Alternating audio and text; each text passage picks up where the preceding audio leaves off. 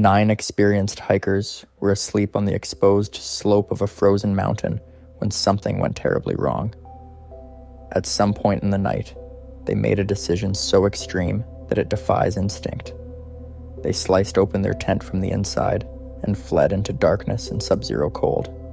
No coats, no boots, no clear plan to survive. Whatever frightened them was more terrifying than the certainty of freezing to death. This is the Dyatlov Pass Incident, one of the most unsettling, unsolved mysteries of the modern era. The story begins in the northern Ural Mountains, a vast and punishing wilderness deep within the Soviet Union. In the winter of 1959, this region was sparsely populated, brutally cold, and largely untouched by outsiders. The mountain where the hikers would meet their fate was known to the local Mansi people as Kholat Shakal. Despite later myths, the name most likely referred to the area's lack of wildlife rather than danger. Still, after what happened there, the translation Dead Mountain would become permanently etched into public memory. The group that set out toward this remote pass was not reckless. They were among the most capable young hikers in the Soviet Union, all students or graduates of the Ural Polytechnical Institute. Each member had significant winter trekking experience, and the expedition itself was meant to be a celebration of skill and endurance. If successful, it would earn them the highest level of hiking certification available at the time. The expedition was led by Igor Dyatlov, a calm, methodical engineering student who was widely respected by his peers. At just 23 years old, he was known for his careful planning and steady leadership. Around him was a close-knit group of friends: Zinaida Kolmogorova, energetic and determined; Lyudmila Dubinina, the youngest of the group, whose diary captured both humor and hardship; Yuri Doroshenko and Yuri Krivonashenko, both physically strong and confident; Alexander Kolevatov, thoughtful and resourceful; Rustem Slobodin, athletic and disciplined; and Nikolai Tabo-Brignoles, known for his easygoing personality. Completing the group was Semyon Zolotaryov, a much older man at 38, a decorated World War II veteran and professional tour guide, whose presence added experience and mystery. On January 23, 1959, the group departed from the city of Sverdlovsk, now known as Yekaterinburg. Their early journey unfolded without incident. They traveled by train and truck, laughing, singing, and recording their thoughts in journals. The entries from these first days are strikingly normal. Debates about philosophy, playful jokes, and admiration for the winter landscape. Nothing hints at fear or unease. By January 27th, they reached the final settlement of Vizhai, the last trace of civilization before the wilderness closed in. It was here that fate quietly intervened. One member of the expedition, Yuri Yudin, began suffering severe pain caused by chronic illness. Reluctantly, he made the decision to turn back. He posed for photographs with the group, exchanged gifts, and watched as the remaining 9 disappeared into the snow. He would later describe this moment as the last time he saw them alive. From Vizhai onward, the expedition entered an environment that offered no forgiveness for mistakes. The hikers moved steadily north, pulling sleds loaded with supplies and navigating through deep snow and dense forest. Their diaries mention practical challenges: frozen boots, stubborn fires, worsening weather, but there is no sense of panic. If anything, they appear confident and motivated. On January 31st, they crossed the tree line and entered the open highlands. There, they built a food cache in the snow, intended for their return journey. This decision shows careful planning and suggests they fully expected to come back the same way they had arrived. Their ultimate destination was Mount Otorten, a peak that lay further to the north. Then came February 1st. The weather deteriorated as they attempted to advance across the slope of Kholat Shakal.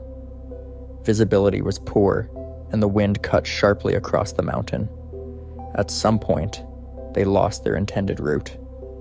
Instead of retreating to the forest below, where trees offered protection from the wind, the group made a decision that still puzzles experts today. They pitched their tent directly on the exposed mountainside. This was not a typical campsite. The slope offered no natural shelter. The temperature dropped to somewhere between -25 and -30 degrees Celsius. Inside the tent, the group settled in for the night. They ate their evening meal. They changed clothes. They wrote final diary entries and took photographs that showed no obvious distress. And then, sometime after darkness fully settled over the mountain, something happened. Whatever it was, it shattered their sense of safety so completely that 9 disciplined, experienced hikers abandoned their only protection against the cold. When the hikers failed to return on schedule, no one immediately assumed the worst. Winter expeditions in the northern Urals were notoriously unpredictable, and delays were expected. The group had planned to send a telegram once they reached their destination and began the return journey. When no message arrived by mid-February, concern began to grow, but hope remained. As the days passed, concern hardened into fear. By February 20th, friends, family members, and university officials could no longer wait. Volunteer search teams were assembled, made up of fellow students and experienced outdoorsmen. Soon after, the Soviet military joined the effort, deploying aircraft and trained personnel to scan the vast white wilderness from above. The mountains offered no mercy. Snowdrifts swallowed landmarks, winds erased tracks, and the landscape looked endless and empty. For nearly a week, the search yielded nothing. Then on February 26th, a pilot flying over the eastern slope of Koletskyakel noticed something unnatural against the snow. Below him, partially buried and distorted by wind and ice, was a collapsed tent. When ground teams reached the site, the mystery began immediately. The tent was not destroyed by weather alone.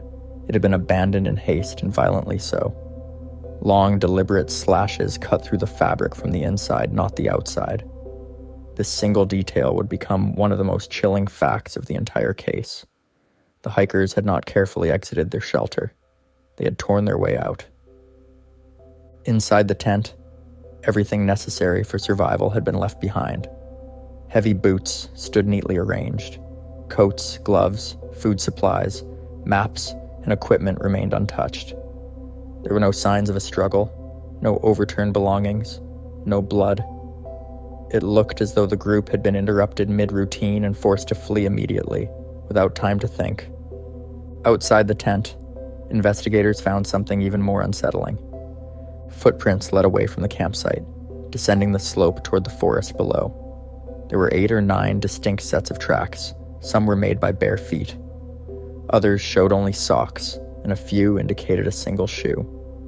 What stunned the searchers most was their pattern. The tracks were not chaotic.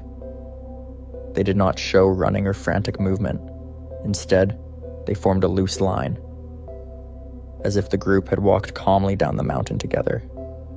The footprints extended for several hundred meters before fading into the snow near the tree line. On February 27th, the first bodies were discovered. Near the edge of the forest stood a large cedar tree. Beneath it, searchers found the remains of a small campfire, charred branches and embers frozen in place. Nearby lay the bodies of Yuri Doroshenko and Yuri Krivonishenko. They were dressed only in underwear and socks, entirely unprotected from the cold. The skin on their hands was damaged, and marks on the cedar's trunk suggested they had climbed it, possibly to gain a view of the slope above or escape something on the ground. Both men had died from exposure. The discoveries did not end there. Moving back toward the tent, searchers found 3 more bodies scattered along the slope. Igor Dyatlov lay face down, his hand clutching a small branch. Zenaida Kolmogorova was found a short distance away, her posture frozen mid-stride. Rustem Slobodin was discovered further uphill, closer to the tent than the others. All 3 were oriented toward the campsite, as though they had been trying to return. Their injuries were minimal but troubling. Slobodin had a fracture in his skull, though investigators initially ruled it non-fatal. The others showed no obvious signs of violence. Once again, Hypothermia was listed as the cause of death. 5 hikers had been found. 4 were still missing.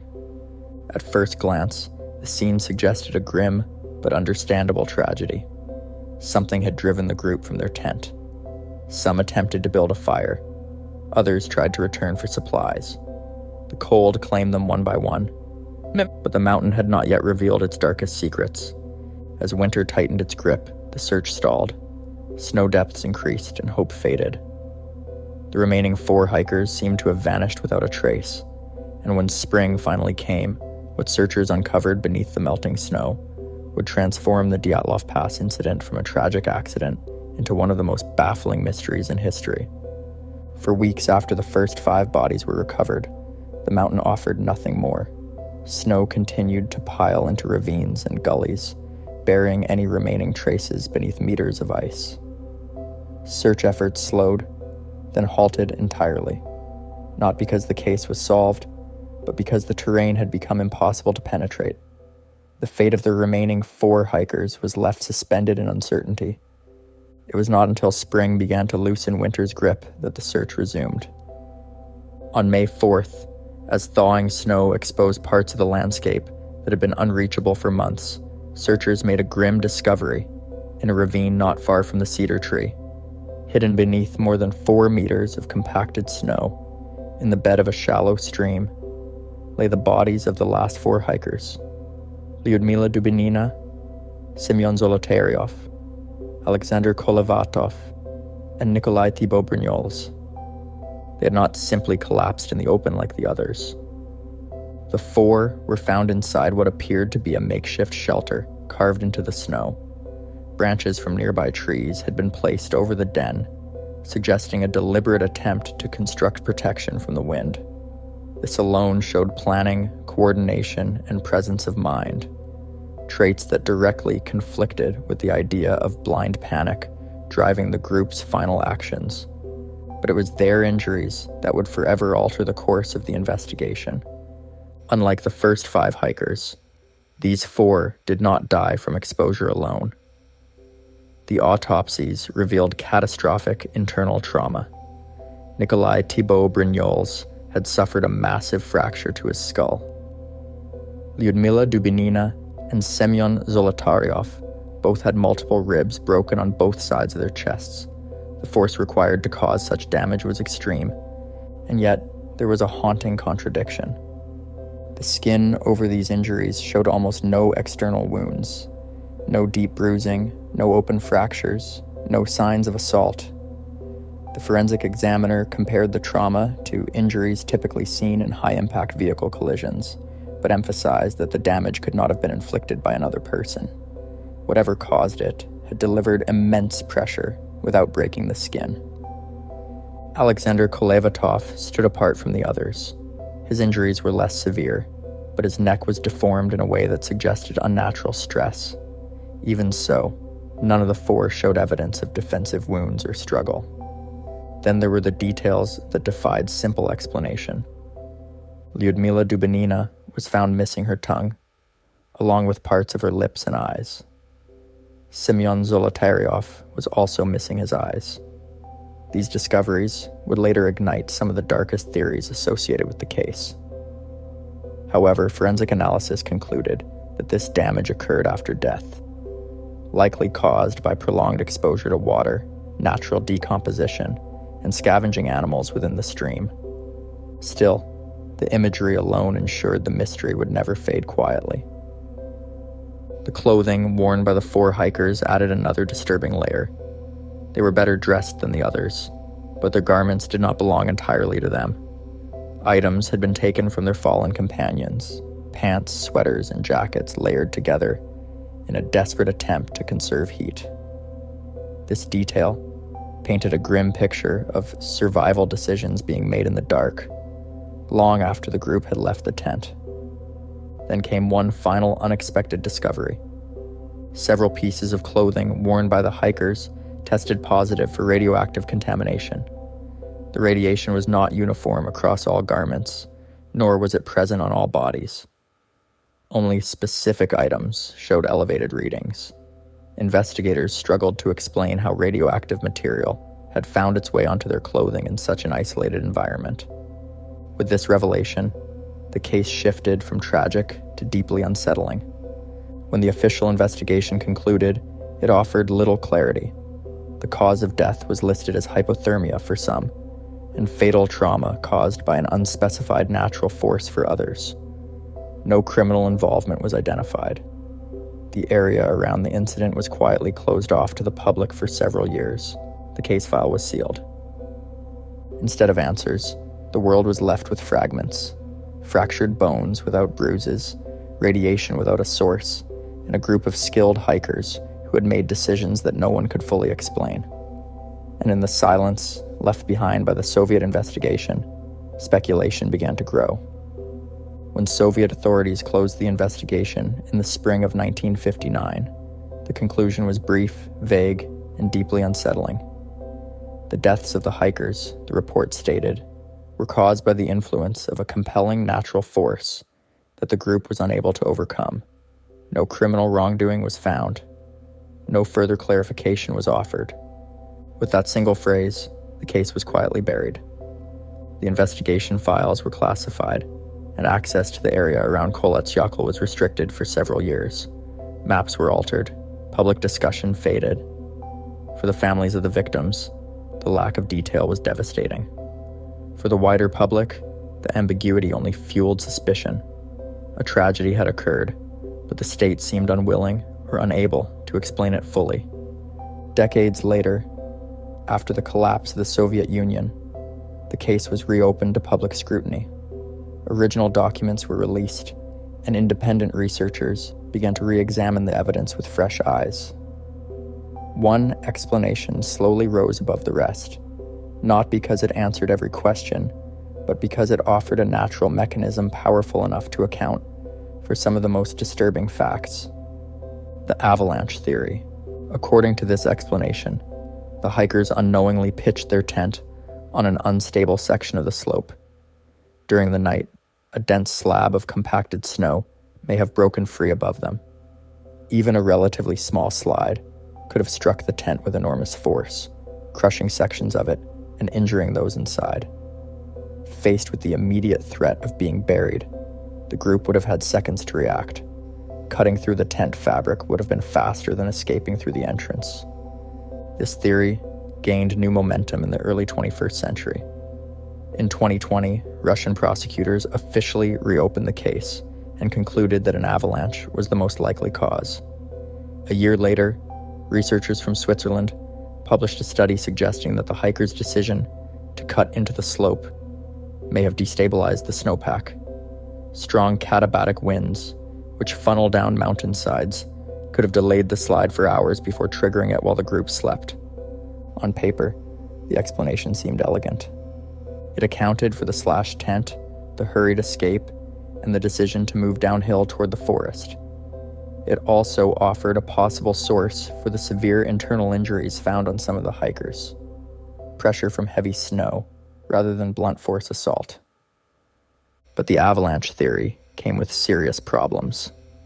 Rescue teams in 1959 reported no clear signs of avalanche debris near the campsite.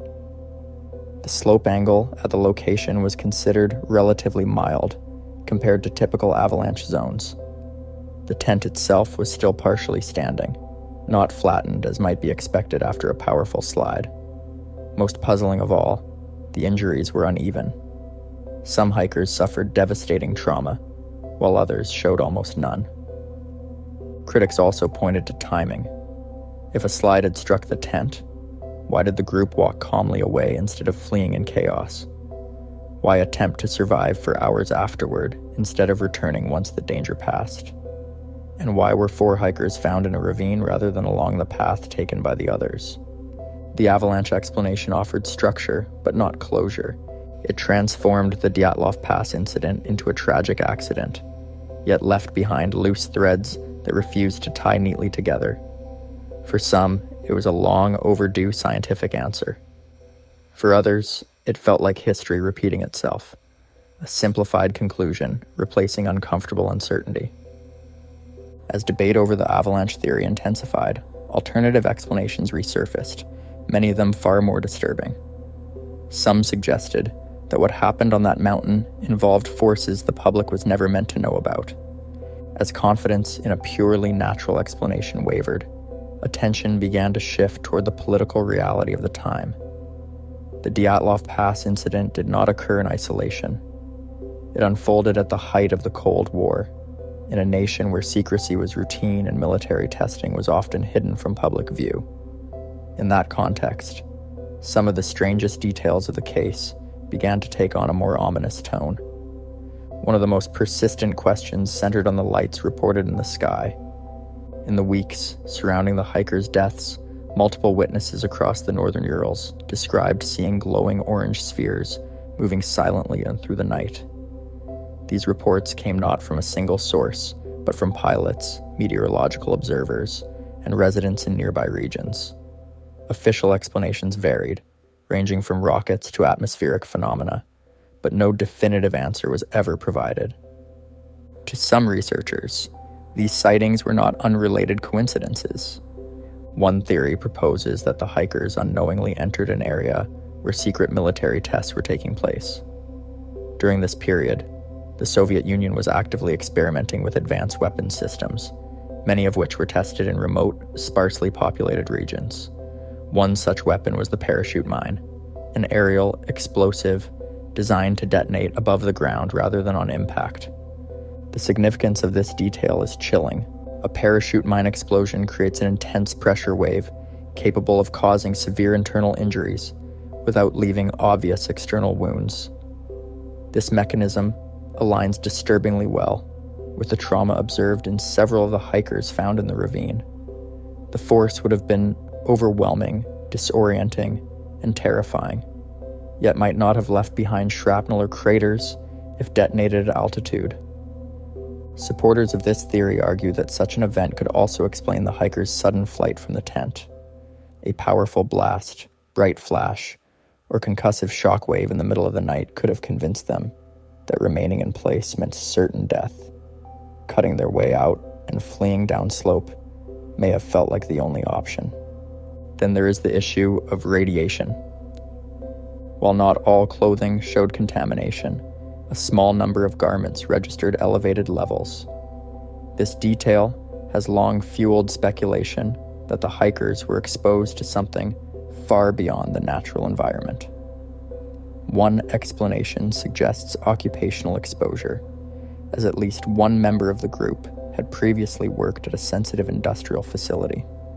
Others believe the radiation points toward proximity to a weapons test or contaminated material falling from the sky. The Soviet response to the incident only deepened suspicion. Military personnel were present during the search. Some documents reference classified materials. Portions of the investigative files were sealed, and the region was quietly restricted soon after the case closed. While secrecy alone does not prove wrongdoing, it fit an all too familiar pattern of information control during that era. Still, the military theory is not without serious flaws. No declassified records confirm weapons tests in that specific location on the night in question. No debris from explosives was ever officially documented at the site.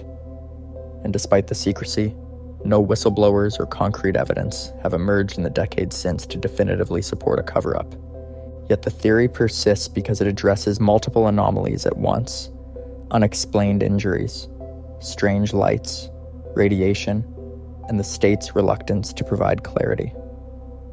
Whether coincidence or connection, these elements refuse to be ignored. As researchers continued searching for answers, others began to look beyond weapons and warfare. What if the hikers were not victims of explosives or snow, but of something far subtler, something that attacked the mind rather than the body? As the official investigation quietly closed in late 1959, the Dyatlov Pass incident faded from public view, but it never truly disappeared. For decades, the case remained sealed away in Soviet archives. Its conclusions, vague and deeply unsatisfying. Families of the hikers were given little explanation, and many believed the truth had been deliberately withheld. Rumors spread quietly among locals, climbers, and former officials, growing stronger with each unanswered question. In the early 1990s, following the collapse of the Soviet Union, long-hidden files were finally released to the public. When journalists and independent researchers examined the documents, they found missing pages, unexplained gaps in timelines, and testimony that had never been followed up. Some witness statements referenced strange lights seen in the sky around the time of the hikers' deaths. Yet these accounts were dismissed without investigation. Instead of resolving the mystery, the released files only deepened it. Attention soon turned to the clothing of the hikers, where small traces of radiation had been recorded during testing. While the levels were not immediately lethal, no official explanation was ever provided for how the contamination occurred. This detail reignited speculation involving secret military tests, experimental weapons, or classified activity in the region. Former Soviet officials later admitted that weapons testing had taken place elsewhere, in the northern Urals during that era, but denied any connection to the incident. Adding to the unease were the statements of investigators themselves. Years later, the lead prosecutor acknowledged that he had been pressured to close the case quickly. He admitted that the phrase used to conclude the investigation, that the hikers died due to a compelling natural force, was intentionally meaningless. It was not a scientific conclusion, but a bureaucratic one. By this point, the Dyatlov Pass incident had transformed from a tragic accident into something far more unsettling. It was no longer just about how 9 experienced hikers died in the mountains, but about why the full truth had never been told. And as new theories continued to emerge, one question lingered above all others. What exactly happened on that frozen slope that authorities were never willing to explain? As the mystery gained global attention in the 2000s, modern scientists began applying new tools to a case that had long relied on speculation. Advances in forensic science, computer modeling, and environmental analysis allowed researchers to revisit the Dyatlov Pass incident with fresh eyes. What once seemed impossible to explain suddenly became open to measurable testing. In 2019, Russian authorities officially reopened the case, citing public pressure and renewed interest from international experts. Unlike earlier investigations, this one focused strictly on natural causes, narrowing the possibilities to a small number of scenarios. After months of study, officials announced a conclusion that shocked many. An avalanche, previously dismissed, was now considered the most likely cause. The key breakthrough came from independent researchers who studied the slope above the campsite using modern physics models. They proposed a rare type of snow movement known as a delayed slab avalanche. According to this theory, the hikers unknowingly cut into a weak layer of snow while setting up their tent. Hours later, changing wind conditions slowly added weight above them, eventually triggering a sudden collapse. Computer simulations showed that this type of avalanche could strike with enough force to cause severe internal injuries without leaving obvious surface damage. It also explained why the tent was damaged from the inside, why the hikers fled downhill in panic, and why there were no clear signs of a massive avalanche at the scene days later. The snow would have settled naturally, erasing much of the evidence. Despite its scientific backing, the avalanche explanation did not satisfy everyone. Critics pointed out inconsistencies in the terrain angle and questioned why seasoned hikers would camp in such a dangerous spot. Others argued that no single theory fully explains every strange detail of the case. Even so, this marked the first time a plausible, testable explanation had been officially endorsed. As science edged closer to an answer, the Dyatlov Pass incident entered its final and most controversial chapter. The mystery was no longer about what theories existed, but whether the truth had finally been found, or if something vital was still missing. More than 6 decades after the hikers vanished into the northern Urals, the Dyatlov Pass incident remains officially explained, yet emotionally unresolved. The avalanche conclusion offered a scientific framework, but it did not erase the unease surrounding the final hours of the expedition. For many, the explanation answered how the hikers may have fled their tent, but not why their final moments unfolded in such a fragmented and desperate way. Families of the victims have expressed mixed reactions, some accepting the findings, others unconvinced that every detail has been accounted for. Questions linger about the hikers' decisions after leaving the tent, the extreme dispersal of the group, and the sheer endurance required to survive even minutes in such brutal conditions. The absence of eyewitnesses ensures that no explanation can ever be fully confirmed. The site itself has become a place of quiet remembrance. The mountain once known simply as Kolatsiakal now carries the weight of history, its name, meaning Mountain of the Dead, echoing far beyond the Mansi language. Memorials stand where the hikers were found, visited by climbers who still feel an unsettling silence settle over the snow. What makes the Dyatlov Pass incident endure is not just the mystery, but the humanity within it. 9 skilled, determined young people set out with confidence, leaving behind journals filled with laughter, ambition, and routine concerns. Their final story was written, not in ink, but in snow, wind, and darkness, elements that leave no clear record behind. In the end, the Dyatlov Pass does not offer closure. It offers a reminder of how fragile certainty can be in extreme environments, and how nature can overwhelm even the most prepared minds.